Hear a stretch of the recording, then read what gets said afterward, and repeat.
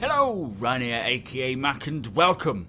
So on a recent RTV, we heard more into the future plans for the planet of Arccorp. In this video, we will take a look at some of the updates we can expect to see coming to Arccorp in the future, and what gameplay this could bring. As always, a big thank you to all my patrons. If you do like my videos and would like to support this channel further, please follow the link in the description to my Patreon page below. So with Arccorp now in Alpha 3.5, and its first landing location of Area 18 available to explore, it doesn't look much like the original concept nor the version we saw at CitizenCon 2017. As always, with any new feature CIG implements into the PU, it's typically the first iteration of that feature, and it sounds like Arccorp is no different. Now firstly, I do take my hat off to CIG who have created such an incredible and unique planet. It was obviously going to be a major feat from the moment they decided to create procedural planets, and thus far they have created a couple of various biomes which currently populate the huge landmass. The biomes look very well done, but do lack a little variety and visual interest. Now one thing we can see already is the foundation for a variety of other main landing locations, just like Area 18. You can already see there's Area 6, there's Area 4, 11, 17, 20, 39. I expect each of these to be very similar to Area 18 and feature different shops and points of interest for players to explore. CIG did speak about creating other biome types and biome tiles. Currently they are working on new building types, new colours, mega structures, different tile variations, just to bring a bit more diversity to the planet. Because at the moment it does look very dull and monotonous, which I guess it should do to a degree as it's not a naturally beautiful planet, but a little variation would be nice. Something I found very interesting that they spoke about is that they have worked on a large circular structure which has its landing pads on the sides, and it could be used for a number of different venues like a stadium or a centre of commerce like a shopping mall.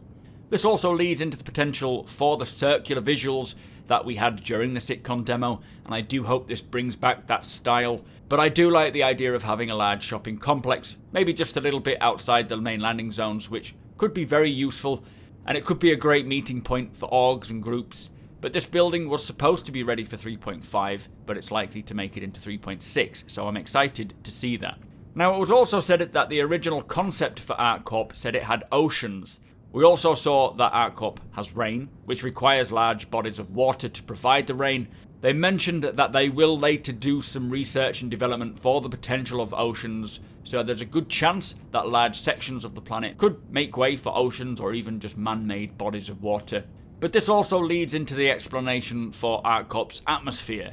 The idea that it's an oxygen-rich planet does beg the question as to where does the oxygen come from.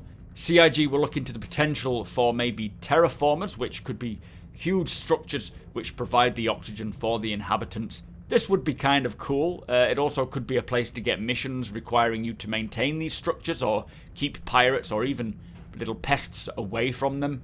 The other potential for atmosphere could be gardens or large areas of plant life to provide oxygen. Obviously oceans do kind of kill two birds here, but CIG spoke about the option of having rooftop gardens for the residents, which then help create an atmosphere, maybe even parks, but it would still need to adhere to the concept of it being a complete planet of structures. So large parks would probably take away from that design, but then the same could be said for oceans. Now we also heard about the possibility of abandoned cities around Arccorp. Now he did say it's unlikely we will see full abandoned cities. The possibility of abandoned buildings are likely, but I would like to think that sometime in the far off future the possibility of a large area of Arccorp being abandoned, maybe not the size of say Area 18, but just smaller districts which could have been left desolate due to a machine malfunction or the lack of need in that area or the economy. The idea that all areas of Arccorp are in full working order is actually less likely, so it could be that these areas have been left to rot and maybe pirates or vagrants are living there. It could even be a great mission to go in and find someone or something in that area. But abandoned buildings do excite me as well. Having to explore a building which is run down and derelict, maybe to find a bounty, especially if you're in a group of people and at night time using your head torches for light, could lend to some really immersive missions. Now they also touched on derelict ships, which again would make sense if they went down in abandoned sections of Arccorp and you need to go and investigate. but derelict ships, I feel, are probably more difficult than abandoned areas purely due to the thought that on Arccorp, they would likely send out a team straight away if a ship was crashed, whereas economy reasons may lend to large areas of the place being abandoned. Do let me know your thoughts on this. I just don't see how derelict ships would make sense on a city structure, whereas abandoned cities do. They actually went on to explain how we could see the possibility of exploring the deep trenches of Arccorp, which I think would be really, really cool. And if there are some areas of Arccorp which grant players access to the ground zero of the planet, maybe a mission requiring you to head to its surface and speak to someone in its seedy underworld, that would be phenomenal.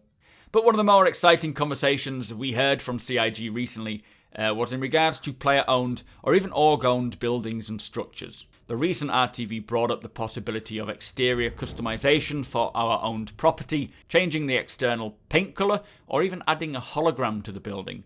This, I think, would be really incredible, especially for the orgs that are specific to a certain area of the game, like bounty hunting, for example. If you required someone capturing or killing, you could see that hologram on the Bounty Hunters Guild building and go in and request maybe to speak to someone. Now, this is just a few of the potential future updates coming to Arccorp. Much of this is also applicable to other planets as well. We know CIG intend to create each planet of Stanton and a single main landing zone for each planet first, before expanding to the rest of Stanton, or even to the rest of the verse. By early next year, Crusader, Stanton's last planet, will be in, and then, if not before, we can begin to see the planets take more shape and get closer to the final version. That said, I'm sure over the course of this year we will see vast improvements and additions to the current planets and moons, and I cannot wait to get exploring them more. Do let me know what you want to see in Arccorp. One thing I can't wait for are weather types. But be sure to subscribe to me here on YouTube and hit that like button. Tick the notification bell so you don't miss my videos, and follow me over on twitch.tv/supermacbrothers Ryan. Thank you so much for watching, and I shall see you next time.